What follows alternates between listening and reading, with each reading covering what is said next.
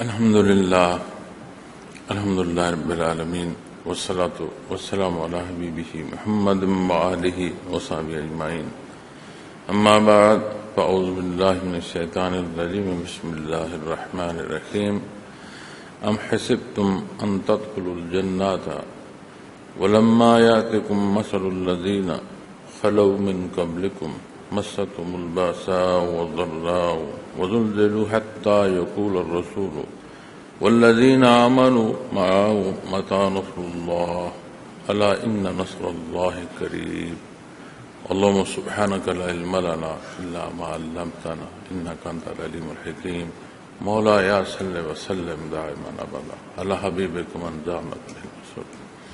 معزز سامعین کرام، السلام علیکم ورحمۃ اللہ وبرکاتہ. ارشاد باری تعالیٰ ہے، کیا تم سمجھتے ہو کہ تم جنت میں داخل ہو جاؤ گے حالانکہ تم کو ان لوگوں کے سے احوال پیش نہیں آئے جو تم سے پہلے ہو گزرے ہیں. ان پر تنگی آئی اور بیماری اور وہ ہلا کر رکھ دیے گئے، یہاں تک کہ پیغمبر اور ان کے ساتھ ایمان والوں نے کہا اللہ کی مدد کب آئے گی؟ خوب سن لو، یقیناً اللہ کی مدد قریب ہے. حدیث شریف میں ملتا ہے کہ نبی کریم صلی اللہ علیہ وسلم نے ارشاد فرمایا کہ تم سے پہلے لوگ وہ گزرے ہیں جن کو آرے کے ساتھ وجود دو حصے چیر کر دیا گیا، لیکن انہوں نے اپنا ایمان جو ہے وہ نہیں چھوڑا.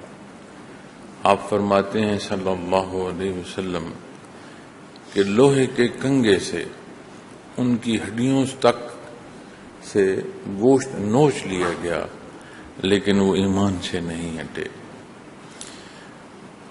کفار، مشرکین، یہود و نصارہ سارے کوشش کرتے تھے کہ مسلمانوں کو ایذا دی جائے، سختی کی جائے تاکہ یہ ایمان نہ لائیں. اور یہاں متصل جو آیات کریمہ آ رہی ہیں، انہی آیات کریمہ کسی تسلسل میں دیکھیں تو جہاں دلائل کی بات ہو رہی ہے وہیں انسانی مزاج کی بھی بات ہو رہی ہے، اس کی سرکشی تک کو بیان فرمایا گیا ہے. پھر جن پر اللہ کریم کی عطا ہے، جنہیں ایمان نصیب ہوا ہے، ان کے ضمن میں اگر اس آیہ کریمہ کو دیکھیں تو صاحب ایمان کو جو وہ حصہ بشارت کا ہے، اس کے تحت کامیابی اللہ کریم نے عطا فرمائی. اب صاحب ایمان کو دار دنیا میں ایمان نصیب ہو، پھر اس پر مستقل مزاجی سے قائم رہے، تادم واپسی اپنی کہیں حفاظت کرتا رہے، اللہ کریم محفوظ رکھے، تو یہ وہ سبب ہے جو اسے کامیابی کے ساتھ ہمکنار کرتا ہے. قرآن و حدیث میں جہاں جنت کی نعمتیں بیان فرمائی گئی ہیں، جنت کا طلب کرنا، دعا کرنا اللہ کے حضور، یہ بھی ترغیب دی گئی ہے. جنت فی نفسہ ہی اللہ کی مخلوق ہے. اور حضرت رحمۃ اللہ تعالی علیہ بڑا باریک نکتہ ارشاد فرماتے ہیں اس زمن. آپ فرماتے ہیں اگر مخلوق نے مخلوق کو پا لیا تو پھر کیا کمال ہو. تو آپ فرماتے ہیں کہ اس لیے فی ذات جنت مقصود نہیں ہے. جنت کا مقصد اللہ کریم کی رضا اور اس کا قرب ہے. اگر اللہ کریم کی رضا اور اس کا قرب مطلوب و مقصود نہ ہو تو جنت بھی ایک مخلوق ہے، ہمارے لیے اس کا مقام بہت بڑا ہے. لیکن جب اللہ جل شانہ کی نسبت دیکھو گے تو ذات تو اس کی واحد ہے جو خالق ہے، باقی جو کچھ ہے مخلوق. اگر مخلوق نے مخلوق کو پا لیا تو پھر کیا کمال ہوا؟ نہیں. یہاں نقطہ یہ ہے کہ مخلوق نے وہ جگہ حاصل کی جو اللہ کریم نے اپنی رضا اور اپنے قرب کی نشانی عطا فرمائی ہے، کیونکہ مقصد تو اللہ کریم کی رضا اور اس کی عبادت ہے. قرآن کریم میں یہ بھی ارشاد فرمایا گیا ہے کہ وہ جسے آسائش کی طلب ہو، چونکہ جب میں قرآن کریم کی ضمن میں عرض کرتا ہوں تو یا تو آیا کریمہ تلاوت کی جائے یا آیا کریمہ کا ترجمہ بیانی ہی، لیکن جب بالعموم بات کی جاتی ہے تو اس کے تحت اس کی تفسیر میں بات ہوتی ہے، تو اصولی طور پر حکم موجود ہوتا ہے، تو عمومی گفتگو میں جب وہ نقطہ عرض کیا جاتا ہے تو مقصد اس کی تفسیر ہوتا ہے۔ تو قرآن کریم میں یہاں تک ارشاد فرمایا کہ جسے آسائش کی طلب ہو، آسائش درکار ہو، اسے کوشش کرنی چاہیے جنت کے لیے، اسے کوشش کرنی چاہیے اعمال صالح، کیونکہ اس کے نتائج اسے وہ ملیں گے کہ جیسی آسائش وہ چاہے گا ویسی آسائش اسے نصیب ہوگی۔ تو اللہ کریم توفیق عمل عطا فرمائے اور یہ باریکیاں سمجھنے کی توفیق عطا فرمائے۔ تو فرمایا کیا تم سمجھتے ہو کہ تم جنت میں داخل ہو جاؤ گے؟ وَلَمَّا يَأْتِكُمْ مَثَلُ الَّذِينَ خَلَوْا مِن قَبْلِكُمْ، حالانکہ تم کو ان لوگوں کے سے احوال پیش نہیں آئے جو تم سے پہلے ہو گزرے ہیں، جہاں وہ حقائق جو اقوام سابقہ سے متعلق ہیں ان سے آگاہی عطا فرمائی جا رہی ہے، وہاں اس آیہ کریمہ سے ایک حوصلہ بھی نصیب ہو رہا ہے، اور جو حالات کی سختی و گرمی ہے اس کے گزر جانے یا ایسے واقعات کا پیش آنا، یہ سارے موضوعات اس آیہ کریمہ کے تحت آ جاتے ہیں۔ اللہ کریم مالک ہے، خالق ہے، اس نے مال کے خرچ اور جان کے جو حصے ہیں مصارف کے تحت ہر ایک میں رہنمائی عطا فرمائی ہے۔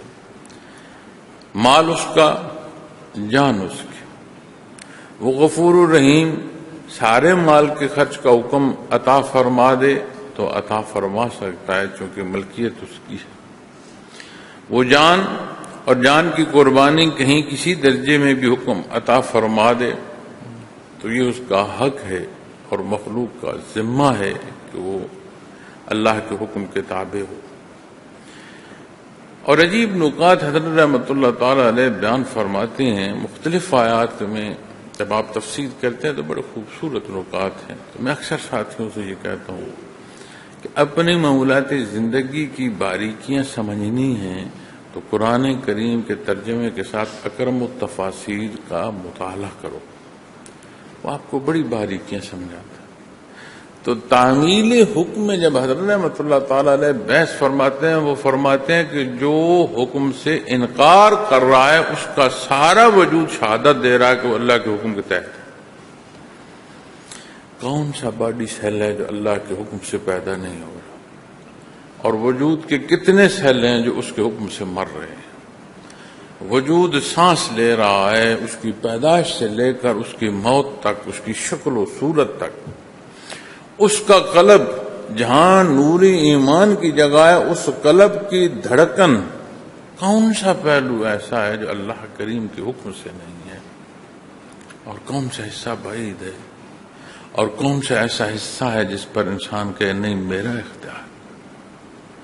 ہر شے اس کے اختیار میں ہے، ہر شے اس کے حکم کے تحت ہے اور حکم کے تحت چل رہی ہے۔ آپ فرماتے ہیں ہاں اس نہاں خانے میں وہ کیفیت جو تعمیل کی نسبت ہے، جو چاہت کی نسبت ہے، جو بندگی کی نسبت ہے، اللہ کریم کی شان ربوبیت تک کے حصوں کے ماننے کی ہے، اس کی وحدانیت سے لے کر ایمان کے ایک ایک حصوں کے اقرار تک ہے، اپنے راہ کی تعین تک کی ہے کہ اِنَّا هَدَيْنَاهُ السَّبِيلَ إِمَّا شَاكِرًا وَإِمَّا كَفُورًا۔ اس ایک جگہ رب کائنات نے اختیار اس بشر کو دیا کہ اب تو اپنا اختیار استعمال کر۔ دنیا سجا دی، دنیا کی نعمتیں دنیا میں سجا دی گئیں، دولت ہے، عزت ہے، طاقت ہے، شہرت ہے۔ دنیا میں ایک ایسی کیفیت ہے کہ یہ اپنی طرف کھینچتی ہے، ایک ایسی رغبت ہے کہ جس کے پاس کچھ نہیں ہے وہ بھی موت کو ترجیح نہیں دیتا، دنیا کی زندگی کو ترجیح دیتا ہے۔ بڑے بڑے کفار جو حق پر اعتراض کرتے ہیں، بات جب موت کی آتی ہے تو قرآن کریم فرماتا ہے کہ یہ چاہتے ہیں کہ انہیں 1000 سال زندگی دے دی جائے، لیکن اگر انہیں 1000 سال بھی زندگی دے دی جائے تو بھی انہیں دوزخ اور سزا سے نہیں بچائے گی۔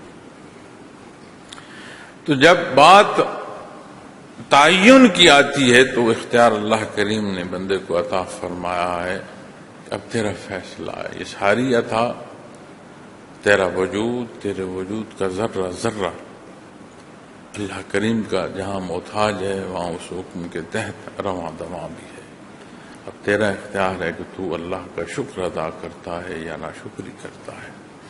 اللہ کریم شکر کی توفیق عطا فرمائے اور طلب عطا فرمائے تو پھر بڑے سوال اس پہلو سے بھی آتے ہیں، جی ہم کیا کریں، ہم کیسے کریں، ہماری تربیت کیسی ہو، مسائل ایسے ہیں، دل نہیں چاہتا۔ جس دن دل نے واقعی چاہا، سبب بھی میسر آتے ہیں اور توفیق عمل بھی نصیب ہوتی ہے، اس چاہنے میں ہی فطور ہوتا ہے تو مسائل پیدا ہوتے ہیں۔ ہم کہہ رہے ہوتے ہیں لیکن ہم واقعتاً چاہ نہیں رہے ہوتے۔ اور فرمایا جو تنگی تکلیف ہے وہ آتی ہے۔ پھر ایک اور نقطہ عرض کرتا ہوں، موت کی سختیاں قرآن و حدیث میں بیان فرمائی گئی ہیں۔ جنت میں جانے کو دنیا سے جو برزخ کا منتقل ہونا، یہ انتقال جو ہے یہ موت میں سے گزرتا ہے بندہ، یہ دروازہ موت کا ہے۔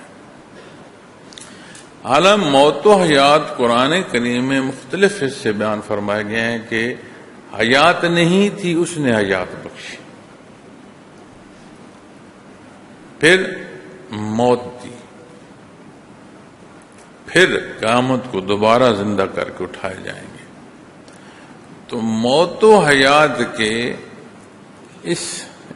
ان کیفیات میں یہ جو دنیا سے منتقل برزخ کا ہونا ہے یہ بڑی سخت ہے۔ سکرات الموت سخت کیفیت اور سخت حال ہے جس میں سے ہر ایک نے گزرنا ہے۔ اب جنت کو جو راہ جا رہا ہے، دنیا سے منتقل ہونا جو ہے وہ دروازہ ہی بڑا سخت ہے۔ چیز جائے کہ جب بات معاملات دنیا کی آتی ہے، ہم اپنی ذات، اپنی خواہشات اس جھگڑے اور لڑائی سے نہیں نکل پاتے۔ اللہ کریم ارشاد فرما رہے ہیں کہ حالات جو احوال پیش آتے ہیں وہی اتنے سخت کہ بندے ہلا کر رکھ دیے گئے۔ ہلا کر رکھ دینا وہ کیفیت ہے کہ جس سختی کو آپ سوچ رہے ہیں اس سے زائد سختی وارد ہو۔ جو توقع سے زائد صورت پیش آنی ہے نا سختی کی، تو سمجھ آتی ہے کہ ہلا کر رکھ دیے کہ توقع سے زیادہ سختی جو ہے اس میں سے گزرنا پڑا۔ اور فرمایا جنت، میں نے کل بھی حدیث شریف آپ کے سامنے پیش کی کہ نبی کریم صلی اللہ علیہ وسلم نے فرمایا کہ جنت جو ہے یہ اس کے گرد گرد مصیبتیں ہیں، مصیبتوں سے ڈھمپی ہے، اور دوزخ جو ہے اس کے گرد گرد لذات ہیں، اس کے گرد و گرد لذات رکھ دی گئی ہیں۔ اور جب عمل صالح کی بات آتی ہے تو نبی کریم صلی اللہ علیہ وسلم کا فرمان ہے، آپ نے فرمایا انبیاء علیہ الصلوۃ والسلام پر بہت سختیاں اور تکالیف آتی ہیں، اور آپ کی ذات اقدس صلی اللہ علیہ وسلم پر سب سے زیادہ تکالیف آئی۔ ایک اور حدیث شریف میں آپ کا فرمان ہے کہ انبیاء علیہ الصلوۃ والسلام پر حالات کی سختیاں وارد ہوتی ہیں، پھر جو آپ کے قریب ہوتے ہیں۔ اب سب سے بنیادی حصہ جہاں رہنمائی ہے وہ انبیاء علیہ الصلوۃ والسلام کی ذات۔ پھر دوسرے درجے میں وہ لوگ آتے ہیں جنہیں روبرو تربیت نصیب ہوتی ہے، جنہیں معیت نصیب ہوتی ہے، جیسے ہم امت محمد رسول اللہ صلی اللہ علیہ وسلم میں دیکھیں تو صحابہ کرام رضوان اللہ علیہم اجمعین کی جماعت ہے۔ تو آپ نے فرمایا کہ دوسری درجے کی جو سختیاں ہیں وہ انبیاء علیہ الصلوۃ والسلام کے ساتھ جو لوگ ہوتے ہیں ان پر وارد ہوتی ہیں۔ تو دنیا کی زندگی میں دنیا کے حالات کو دیکھتے ہوئے یہ کہہ دینا کہ اگر سختی آئی ہے تو یہ صرف سزا ہے، یا سختی آئی ہے تو یہ صرف ترقی درجات ہے، نہیں، اس کا انحصار اس پر ہے جہاں وارد ہو رہی ہے اس کی کیفیت اور حال کیا ہے۔ چونکہ زمین بالعموم جب زمین پر بارش برستی ہے تو جو قدرتی اس عمل کے نتیجے میں رد عمل پیدا ہوتا ہے وہ رویدگی کا پیدا ہوتا ہے۔ قرآن کریم فرماتا ہے کہ بارش برستی ہے تو زمین پھٹ جاتی ہے، یعنی اس میں رویدگی پیدا ہوتی ہے، فصل پیدا ہونا شروع ہوتی ہے۔ لیکن جہاں گندگی ہو وہاں بدبو پھیلتی ہے۔ اسی طرح جب حالات کی سختی اور گرمی کی بات ہوتی ہے تو جہاں وارد ہو رہے ہیں یہ حالات وہاں تعلق اللہ کیا ہے، کیسا ہے، یہ بنیادی بات ہے۔ تو ہم دنیا کے حالات کو دیکھ کر سمجھیں کہ سختی ہے تو جی یہ بدبخت ہے، اور دنیا کی دولت ہے تو یہ خوشبخت ہے، تو یہ درست نہیں ہے۔ اسے جانچنا ہے، اسے دیکھنا ہے تو اس کی بنیاد ایمان ہے، عقائد کے ساتھ عبادات ہے، عبادات کے ساتھ معاملات ہیں۔ یہ حصے درست ہیں پھر معاملہ اور ہے۔ اگر یہاں خرابی ہے پھر بات سزا کی بھی ہو سکتی ہے، سختیوں کی بھی ہو سکتی ہے، تنبیہ کی بھی ہو سکتی ہے۔ فرعون کی قوم ایسی قوم جس کا رہنما انہیں رہنمائی کرتا ہوا دوزخ میں جا گرائے گا، اللہ کریم نے دار دنیا اور اس فرصت میں انہیں مصائب میں بھی مبتلا فرمایا، اور فرمایا اس زہر و بم سے کہ وہ توبہ کر لیں۔ جب سختی بڑھتی حضرت موسیٰ علیہ السلام کے پاس آتے، کہتے اپنے اللہ سے، اپنے رب سے کہیں، دعا کریں یہ درست ہو جائے، ہم ایمان لیں۔ جب وہ مسئلہ حل ہو جاتا پھر وہ اپنے وعدے سے پھر جاتے۔ تو دنیا کی تنگی و تکالیف بے شمار پہلو ہیں۔ اللہ کریم سے آسانی مانگنی چاہیے، امتحان سے اللہ کریم سے رعایت مانگنی چاہیے، وہ غفور الرحیم ہے۔ ہم کمزور ہیں، ہمیں پتہ ہی نہیں لگتا کہ ہم کب ڈول گئے۔ تو فرمایا کہ وہ ویسے احوال پیش نہیں آئے جو تم سے پہلے لوگوں گزرے ہیں۔ حالانکہ صحابہ کرام رضوان اللہ علیہم اجمعین کی حیات مبارکہ دیکھیں، کیسی کیسی سختیاں نہیں آئیں، کیسی کیسی تکالیف دی گئیں۔ اللہ کریم نے جو حصہ ارشاد فرمایا اس سے حوصلہ بڑھتا ہے۔ تو آج جب دین کی بات آتی ہے، دین پر عمل پیرا ہونے کی بات آتی ہے، عبادات اور عبادات اختیار کرنے کی بات آتی ہے، ہمیں ناگہاں سستی جو ہے اسی کا بار ہم سے نہیں اٹھایا جاتا، چاہے جائے کہ رکاوٹ کے ضمن میں بے شمار سختیاں جو ہیں اور سزائیں دی جا رہی ہیں۔ فرمایا مستهم الباساء والضراء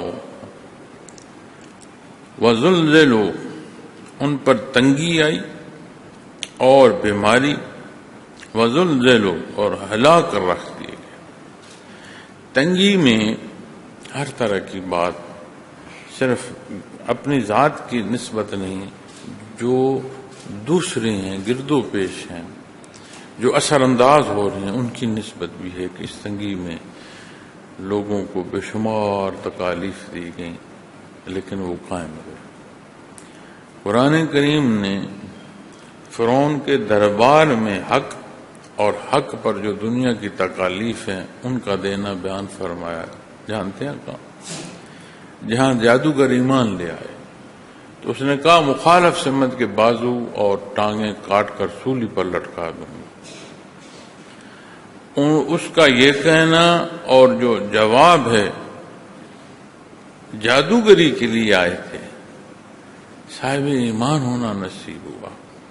حضرت جی رحمۃ اللہ تعالی علیہ فرماتے ہیں کہ جادو حیت نہیں بدلتا، حقیقت نہیں شے کی بدلتی۔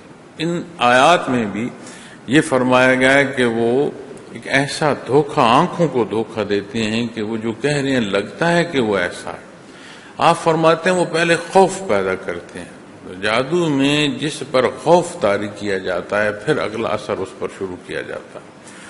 آپ فرماتے ہیں کہ جادوگر ہیں ان کا شعبہ ہے جو رسیاں یا لکڑ انہوں نے زمین پر پھینکی ہیں انہیں تو معلوم ہے کہ یہ رسی ہے یا لکڑ ہے، لیکن جو دیکھ رہے ہیں ان کی آنکھوں کو متغیر کیا گیا ہے، دھوکہ دیا گیا ہے، وہ سمجھتے ہیں کہ یہ سانپ اور اسدہے ہے، لیکن اصل ہے تو ان کی موجود ہے، اصل وجود تو ان کا وہاں موجود ہے. حضرت موسیٰ علیہ الصلوۃ والسلام کا عصا جو ہے وہ نہ صرف یہ کہ وہ ان کا اثر ختم ہوتا اور واپس لکڑیاں اور رسے ہو جاتے، وہ ان کی اصل حیت ہی ختم ہو رہی ہے، وہ ایسا نگل رہا ہے کہ شے کا وجود ختم ہو رہا ہے.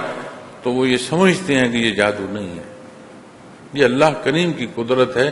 جادو سے یہ ممکن نہیں. ہاں جادو ہوتا تو جو اثرات ہیں وہ زائل ہو جاتے، واپس ہر شے اپنی اصلی صورت میں نظر آنا شروع ہو جاتا. اب یہ بھی اللہ کریم کا کرم اور احسان ہے کہ انہیں یہ توفیق نصیب ہوئی کہ وہ اس بات کو سمجھ رہے ہیں. لیکن حضرت رحمۃ اللہ علیہ یہاں بھی ایک نقطہ بیان فرماتے ہیں کہ انہوں نے اللہ کے نبی کو عرض کیا کہ ہم پہلے اپنا جادو ڈالیں یا آپ ڈالیں. اتنا ادب جو اللہ کے بندے کی نسبت ہے، اتنی شرف قبولیت نصیب ہوئی. اللہ کریم نے انہیں ایمان سے نوازا. جب ایمان سے نوازا تو وہ جو دعوے خدائی لیے بیٹھا تھا اسے اتنا غصہ آیا کہ اس نے کہا کہ مخالف سمت کا جو اعضاء ہیں یہ کاٹ کر سولی دے دیا جائے. تو قرآن کریم شہادت دیتا ہے کہ انہوں نے فرمایا کہ تو جو چاہے کر لے، یہ عمل ہمارے گناہوں کی بخشش کا اور اللہ کی رضا کا سبب ہوتا چلا جائے. تو دنیا کے حالات جو پیش آتے ہیں جب تعلق بندگی کا نصیب ہوتا ہے تو تکالیف میں بھی، عین تکالیف میں بھی ایک راحت ہوتی ہے، لیکن یہ تبھی ممکن ہے کہ جب ایمان ہو. ایمان کی مضبوطی تکالیف میں راحت کا سبب ہے. اللہ کی اپنی شان ہے بھائی، ہر شے اس کی پیدا کی گئی ہے. تو کیسی کیسی تکالیف صحابہ کرام رضوان اللہ علیہم اجمعین پر آئیں اور اللہ کریم نے انہیں ثابت قدم ہونا یہ شرف بخشا. پھر بھی انسانی مزاج ہے. قرآن کریم تربیت فرماتا ہے تو جو سختیاں ہیں فرمایا جا رہا ہے کہ تم سے پہلے کتنے ہی لوگ ہیں جن پر سختیاں آئیں اور وہ قائم رہے. یعنی جیسے بھی حالات پیش آئیں قائم رہو. اور یہ جو کیفیت اور صورت جسے آج ہم اس نسبت سے دیکھتے ہیں کہ بے شمار سختیوں میں بے عمل ہو جائے، اب ہم کیا کریں، یہ درست نہیں ہے. جیسے بھی حالات پیش آئیں اتباع محمد رسول اللہ صلی اللہ علیہ وسلم حل ہے. تو جو تنگی آئی، اس تنگی کی نسبت حالات جو قدرتی طور پر پیش آ رہے ہیں ان سے متعلق ہو، یا جو گرد و پیش کی سختیاں اور تجاوزات اور ظلم ہیں ان سے متعلق ہو. اور فرمایا اور بیماری میں بھی لفظ بیماری تو ہے، اس کی شدت کا بڑا فرق ہوتا ہے، لیکن بیماری ہوتی ہے. صرف ایک سر کا درد جو ہے نا، یہ چھڑ جائے ٹھیک نہ ہو، لگتا ہے ساری دنیا الٹ گئی ہے. کتنی اقسام ہیں اور ان اقسام میں جو شدت ہے اس کے کتنے درجے ہیں بندہ نہیں سمجھ سکتا. رات جو سوتا ہے اسے معلوم نہیں ہوتا کہ صبح کب اور کیسے ہو گئی، لیکن جو رات بیماری کی تکلیف میں یا کسی صورت کی تکلیف میں گزرتی ہے اس کی طوالت اتنی ہے کہ وہ ختم ہونے کو نہیں آتی. تو بات باہر کی تنگی کی ہو، ان پر تنگی آئے اور بیماری اور وہ ہلا کر رکھ دی گئی، یعنی توقع سے زیادہ حالات کی سختی پیش آئی. ایک ہوتا ہے توقع کرنا، اتنی سختی آئے گی نہیں، ہمیں اس کے سامنے ڈٹے رہیں گے. جب توقع سے زیادہ سختی آ جائے تو پھر بندہ ہل جاتا ہے کہ اب میں کیسے اس سے نبرد ازا ہو سکوں. تو فرمایا یہاں تک کہ پیغمبر اور ان کے ساتھ ایمان والوں نے کہا حتیٰ یقول الرسول والذین آمنوا،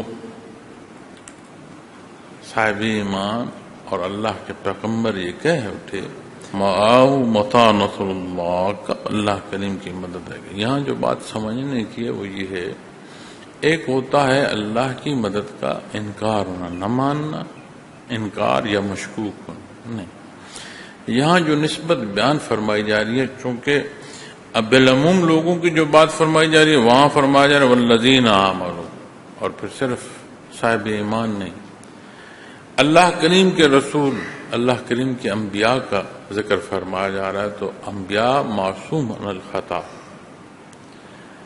ان کے ایمان میں متزلزل نہیں ہوتا، ان کا ایمان پختہ ہوتا ہے، اللہ کریم کی حفاظت ہوتی ہے نسلوں کو. تو فرمایا جب اس نسبت سے فرمایا گیا ہے تو سمجھ آتی ہے کہ جیسے حالات کی سختی توقع سے زیادہ ہو اور بندہ طلب کی صورت میں کہہ رہا ہو. ایک ہوتا ہے مشکوک ہونا، یہاں بات شبہ کی نہیں ہے، اللہ کی مدد کا یقین ہے، لیکن اس جستجو میں کہ کب نصیب ہو اس درجے کا اضافہ ہے، اور اس لیے اضافہ ہے کہ توقع سے زیادہ حالات کی سختی ہے. تو یہ کیا اٹھے ہیں کہ اللہ کریم کی مدد کب پہنچے گی. تو وہ توقع سے متعلق ہے، شکوک و شبہات کی بات نہیں ہے، کیونکہ اللہ کریم نے انبیاء کا بھی ذکر فرمایا اور بندے مومنین بالعموم جو امت میں صاحب ایمان ہوئے ان کا بھی فرمایا کہ اللہ کی مدد کب آئے گی.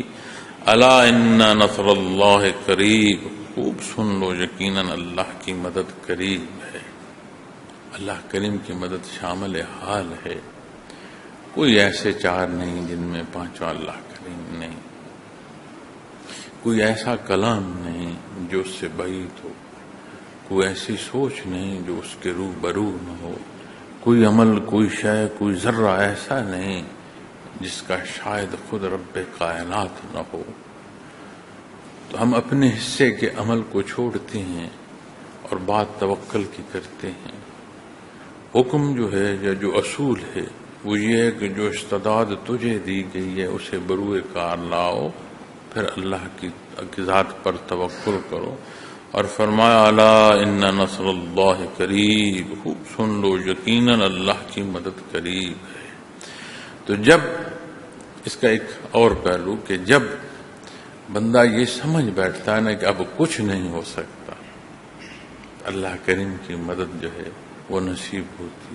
جب لوگوں کی گرفت سے حالات نکل جاتے ہیں نا، جب مخلوق بالعموم کچھ نہیں کر سکتی، اللہ کریم کی مدد نصیب ہو جاتی. جب دنیا میں فرائین کہتے ہیں کہ میری کرسی کو کوئی نہیں ہلا سکتا، تو وہ یہ سمجھ اور دیکھ کر کہہ رہے ہوتے ہیں کہ اب مخلوق میں کوئی طاقت نہیں کہ مجھے وہ روک سکے. تو اللہ کریم کی مدد آ جاتی. آج کے حالات کو بھی ہم دیکھیں، ہم اپنے اعمال کو بھی کوستے ہیں، یقیناً ہم نے خرابیاں کی ہیں تو یہ نتائج ہیں. ہمارے اعمال ہم پر سوار ہیں، لیکن جب اب بالعموم حالات کو دیکھتے ہیں تو سمجھ آتی ہے کہ عام آدمی کی دسترس سے بات دور چلی گئی ہے. عام آدمی کی دسترس سے بات دور چلی گئی ہے. اب جس کے پاس قوت ہے وہ یہ سمجھتے ہیں جہاں جہاں ہے، جب جب ہے، وہ وہاں یہ سمجھا جاتا ہے کہ وہی ہو سکتا ہے جو میں چاہتا ہوں، اس کے علاوہ اور کوئی کچھ کر نہیں سکتا. اور بالعموم جب عوامی سطح پر دیکھا جاتا ہے تو کسی شے کی قیمت بڑھا دیں، کسی شے کی قیمت گھٹا دیں، کہیں قوانین لگا دیں، کہیں سے قوانین اٹھا دیں، کسی کو ٹانگ دو، کسی کو بخش دو، تو سمجھا جاتا ہے کہ اب کوئی کچھ نہیں کر سکتا. لیکن جب یہ سمجھا جاتا ہے کہ قوت دنیا کی حاوی آ گئی ہے تو پھر اللہ کریم کی مدد آتی. لیکن جو بات سمجھنے کی ہے وہ یہ ہے کہ بندہ کاربند رہے حق پر. اور ہمارا مسئلہ یہ ہے کہ ہم حق پر عمل پیرا ہونا نہیں چاہتے اور یہ دیکھتے ہیں کہ ہم کچھ نہیں کر پا رہے، اللہ کی مدد آئے اور ہر چیز جو ہے وہ سیدھی ہو جائے۔ تو جو ضروری ہے، اگر آج کے حالات کی سختیوں کا علاج بھی چاہتے ہو تو اپنے حصے کا کردار ادا کرو۔ جو قرآن کریم تعلیم دے رہا ہے، جو تمہیں نبی کریم صلی اللہ علیہ وسلم کی تربیت ہے، اس پر عمل پیرا ہو تو پھر فرائین جو ہیں وہ غرق ہوں گے، یہ ہو نہیں سکتا۔ یہ جو سوچ ہوتی ہے نا، میرا مقصد کسی شخص یا کسی فرد یا کسی ادارے یا کسی جماعت کو کہنا نہیں، ایک فکر بن چکی ہے، آپ غور کیجئے۔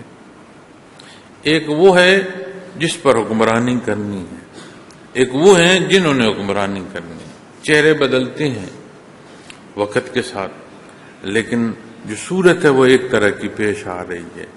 تو بالعموم جو بات سمجھ آتی ہے کہ اب کچھ نہیں ہو سکتا، نہیں، اللہ کریم کی مدد قریب ہے۔ وہ رشتہ جو بندگی کا ہے اسے استوار کرو، جو تجھے اللہ نے حکم دیا ہے وہ مانو۔ اللہ کریم ہمیں دین کو سمجھنے کی، اس پر عمل کی توفیق عطا فرمائے، ہم اس قابل ہوں کہ ہمیں اللہ جل شانہ یہ شرف عطا فرمائے کہ ترویج دین میں ہم اپنا کردار ادا کر سکیں۔ وآخر دعوانا الحمدللہ رب العالمین۔